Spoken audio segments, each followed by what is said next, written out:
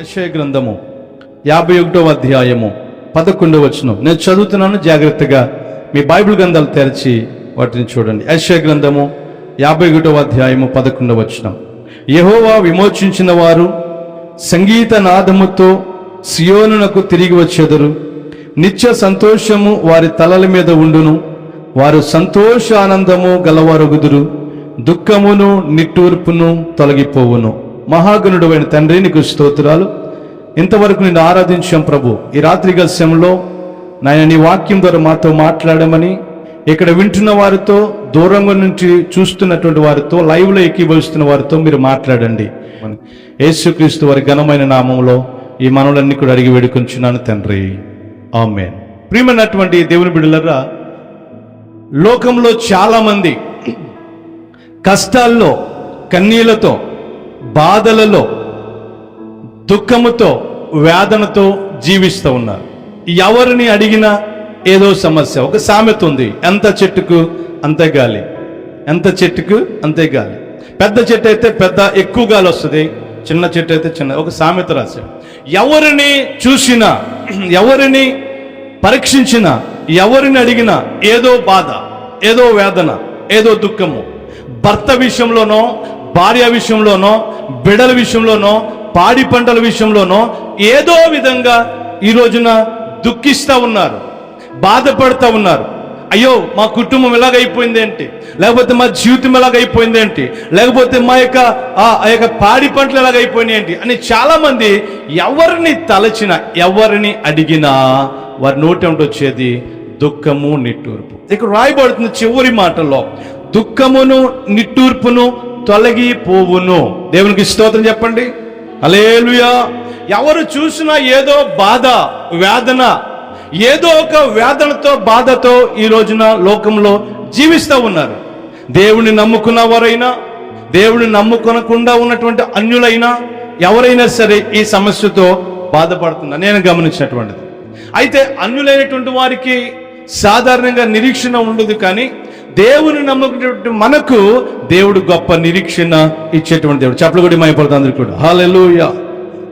విమోచించిన వారు సంగీత నాదముతో సియోనుకు తిరిగి వచ్చేదరని తెలియచేస్తూ, బబులోనులో ఉన్నటువంటి యొక్క పరిస్థితులు, చెరగా కొనిపోబడినటువంటి, బందీలుగా కొనిపోబడినటువంటి వారు, బందీలుగా బబులోనులోనికి చెరగా లేదా బందీలుగా కొనుపోబడినటువంటి వారి నిమిత్తము యెషయా అనేటువంటి ప్రవక్త ఈ ప్రవచనం ప్రవచిస్తున్నాడు. ఈ రోజున నీతో, నాతో, మనందరితో చెప్తున్నటువంటి మాట, ఈ వాక్య భాగం అంటాడు ఏంటంటే, యెహోవా విమోచించిన వారు సంగీత నాదముతో తిరిగి వచ్చెదరు అని తెలియచేస్తూ, వారు అలా తిరిగి వచ్చినప్పుడు సంతోషముతో వారికి దుఃఖము, నిట్టూర్పును తొలగిపోతాయంట. దేవునికి స్తోత్రం చెప్తాను.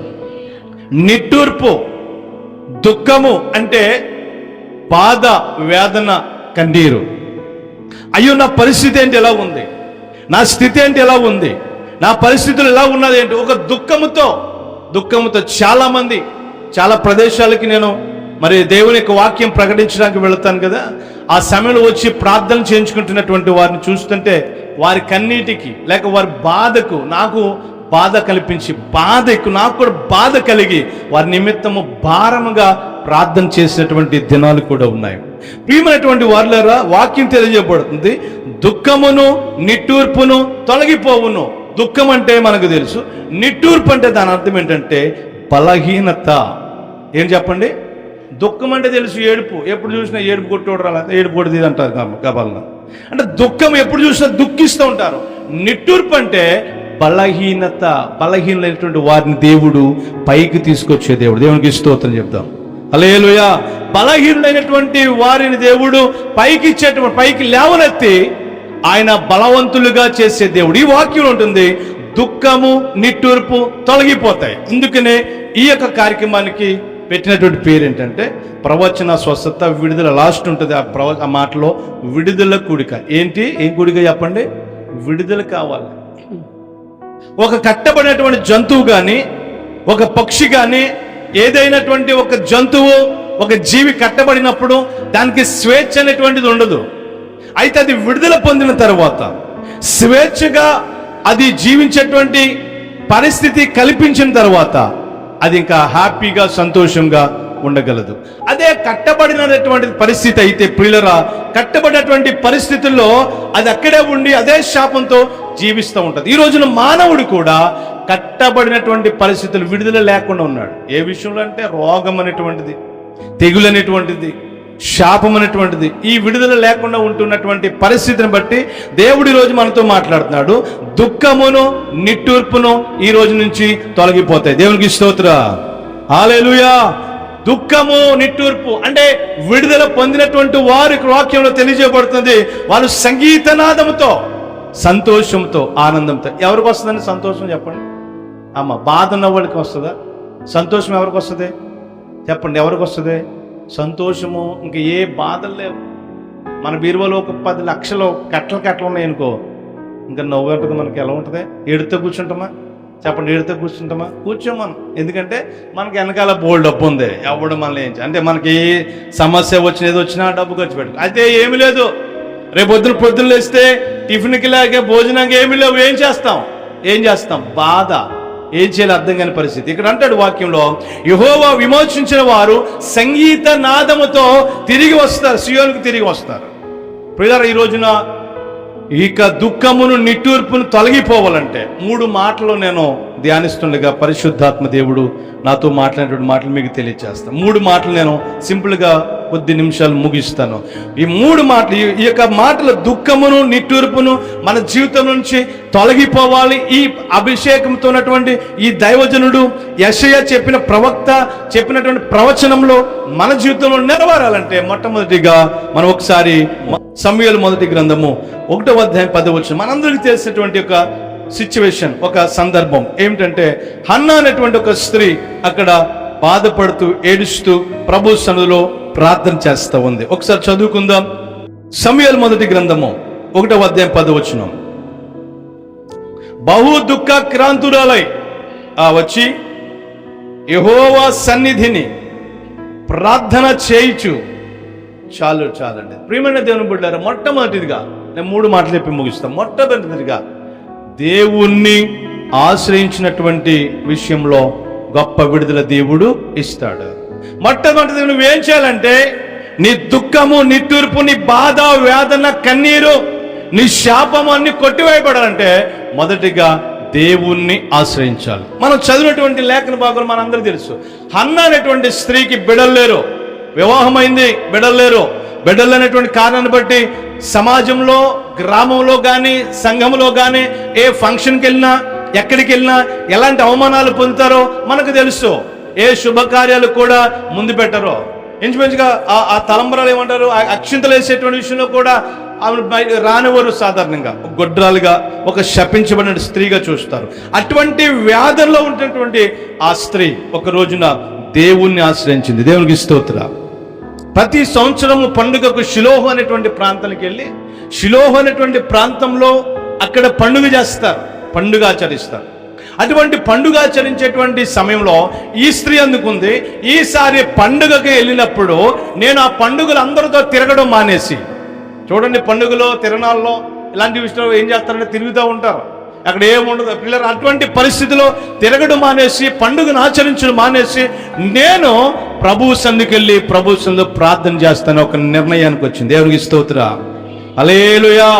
మన నింద, నిట్టూర్పు, బాధ, కన్నీరు, ఇంకా దుఃఖము ఇవన్నీ పోవాలంటే మొట్టమొదటిగా దేవుణ్ణి ఆశ్రయించాలి. దేవునికి స్తోత్రం. దేవుణ్ణి ఆశ్రయిస్తే దేవుడు నిన్ను దీవిస్తాడు. దేవుణ్ణి ఆశ్రయించిన వారికి దేవుడు మేలులు చేస్తాడు. దేవుణ్ణి ఆశ్రయించిన వారి యొక్క ప్రార్థన దేవుడు వింటాడు. ఈ స్త్రీ చేసినటువంటి పని ఏంటంటే, మొట్టమొదటిగా దేవుణ్ణి ఆశ్రయించింది. ప్రతి సంవత్సరము ఆ పండుగగా వెళ్ళి, పండుగలో, ఆ జాతరలో లేదా పండుగలో అక్కడ ఉండటం మానేసి ప్రభు యొక్క మందిరానికి వచ్చి ప్రభువుని ఆశ్రయించింది. దేవునికి స్తోత్రం. ప్రభువుని ఆశ్రయించిన వారిని దేవుడు ఎప్పుడు కూడా ఆయన నెట్టివేసే దేవుడు కాదు. ప్రభువుని ఆశ్రయించిన వారిని దేవుడు ఆయన ఆదుకునేటువంటి దేవుడు, ఆయన ఆశ్రయించేటువంటి దేవుడు. ఆయనను ఎవరైతే ఆశ్రయిస్తారో వారు దీవించబడతారు. కొన్ని లేఖనాలు ఇంకా చూస్తే ఇంకా సమయం ఎక్కువైపోతుంది. దేవుణ్ణి ఆశ్రయించినటువంటి వారందరూ కూడా దీవించబడ్డారు. ఒక రాజు అంట చిన్న వయసులో తన తండ్రి చనిపోతే ఆ రాజ్యరికము, ఆ యొక్క స్థితి, ఆ హోదా ఈ పిల్లవాడికి ఇచ్చారు. ఎన్ని సంవత్సరాలు అంటే 15 సంవత్సరాల వయసులో రాజు అయ్యాడు. అటువంటి పరిస్థితుల్లో ఏం చేయాలో తెలియనటువంటి పరిస్థితుల్లో దేవుణ్ణి ఆశ్రయించాడంట. దేవుణ్ణి ఆశ్రయించినప్పుడు దేవుడు అతన్ని వర్ధిల్ల చేశాడు. చెప్పలు కొట్టి మైపడుతుంది అక్కడ. హల్లెలూయా, హల్లెలూయా, హల్లెలూయా.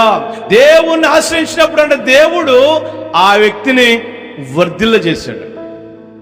నువ్వు మొట్టమొదటిగా నీ కన్నీరు పోవాలంటే, కన్నీరు గాలిస్తే కన్నీరు ఎవరు కూడా తొడవలేరు. అయ్యో పాపం అంటారు తప్ప కన్నీటిని తుడిచేవాడు ఎవడు కూడా.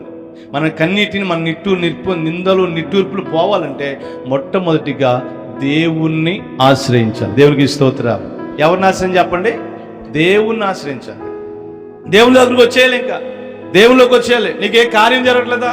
నీవేం వెళ్ళలేవా? నీకేం మేలు జరగట్లేదా? ఎన్నిసార్లు మరి ఎన్ని ప్రయత్నాలు చేసినా ఆ ప్రయత్నాలకి ఫలితం రావట్లేదా? మొట్టమొదటిగా నువ్వేం చేయవలసిన పని ఏంటంటే దేవుణ్ణి ఆశ్రయించాలి. నేను త్వరగా ముందుకు వెళ్తున్నాను. రెండవదిగా చూసినట్లయితే అదే మాటలో మనం చూస్తే ఆమె ప్రియులరా దేవుని మందిరంలోకి వచ్చి ప్రార్థన చేసింది. దేవునికి ఇష్టం.